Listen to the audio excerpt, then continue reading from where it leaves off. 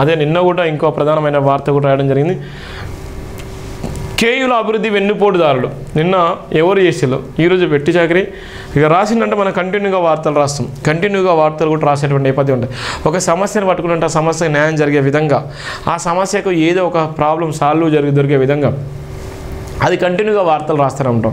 న్యాయం అనేది నిలబడాలి. న్యాయం కోసం నిలబడేటువంటి క్రమంలో ఎవరు ఏమనుకున్నా, ఎలాంటి ఇబ్బందులకు గురి చేసినా తట్టుకొని నిలబడి ఇలా ఉండేటువంటి ప్రయత్నం చేస్తాం. ఉన్నటువంటి కేయు అభివృద్ధిలో వెన్నుపోటుదారులు ఏ విధంగా వెన్నుపోటుదారులు ఉన్నారో ప్రధానంగా రాసిన నేపథ్యం. ఇక్కడ ఉన్నటువంటి వైస్ ఛాన్సలర్ ఇక్కడ ఉన్న నేపథ్యంలో వెన్నుపోటుదారులు ఏ విధంగా ఉన్నారు, ఇదంతా డిజైనింగ్ ఎట్లా చెప్తారో, ఏ విధంగా రాస్తున్నారో అందరికీ కూడా ఇది ఒక వాళ్ళు పడుతున్న బాధకు నిదర్శనం ఈ ప్రధాన వార్త.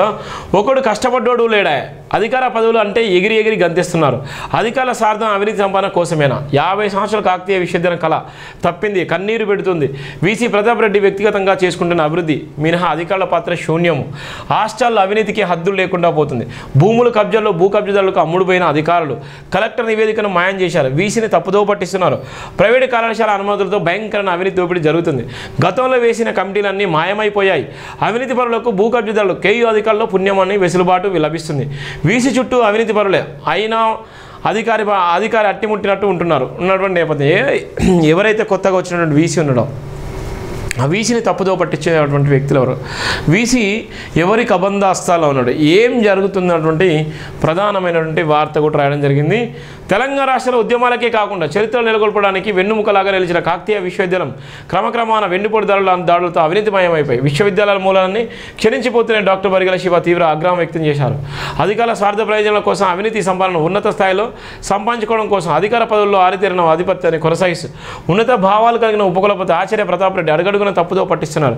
అధికారులంతా కేయూ పరిపాలనలో సామాన్యుల పాత్రను పోషిస్తూ పరిపాలనకుంటూ పట్టించుకోకుండా కాకుండా వ్యక్తిగత కక్షలను పెంచి పోషిస్తూ స్వార్థ ప్రయోజనాలను నెరవేర్చుకుంటున్నారని తీవ్రంగా హెచ్చరించారు. నిజాయితీగా ప్రస్తావించాల్సిన కేయూ వీసీ ప్రతాప్ రెడ్డి ఉపకులపతి బాధ్యతలు స్వీకరించినప్పటి నుండి ప్రస్తుత కాలం వరకు వ్యక్తిగతంగా ప్రభుత్వ సహకారంతో నెలకొల్పుకున్న అభివృద్ధి మినహాయిస్తే కేయూలో ఎలాంటి అభివృద్ధి జరుగుతున్నట్లు ఆనవాళ్లు లేవన్నారు.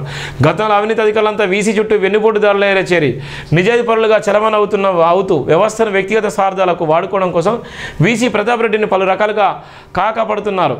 అధికార పదవుల కోసం రాజకీయ పరులు కొనసాగిస్తే అధికార కుర్చీల్లో నాకే అనేటువంటి నేపథ్యం ఉంది.